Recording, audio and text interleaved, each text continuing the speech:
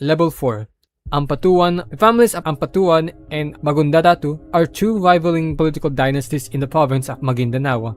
Before the 2010 general election, the Ampatuan family had orchestrated an attack on the Magundadatu family, known as the Maguindanao Massacre.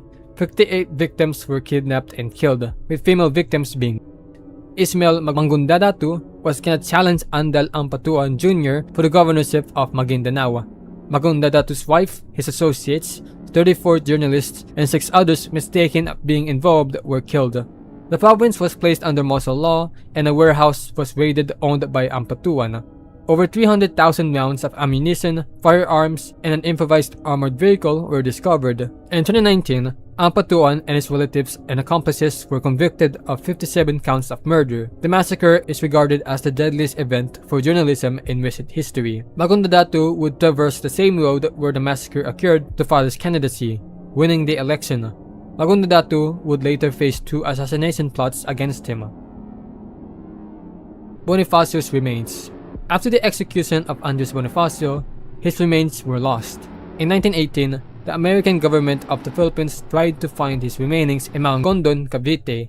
A group made up of government officials, former rebels, and a man believed to have been Bonifacio's servant has claimed to have found his bones in a sugarcane field. The bones were placed in an urn and were housed at the Senate building, now the National Museum of Fine Arts, together with Bonifacio's belongings. The authenticity of the remains is still much debated today. However, the urn was lost during the Battle of Manila, remaining lost to this day. 5 million Filipinos have no birth certificate. In 2019, it was reported that over 5 million Filipinos had no birth certificate. 40% of them are children. Such was the case of Jolimil Reyes.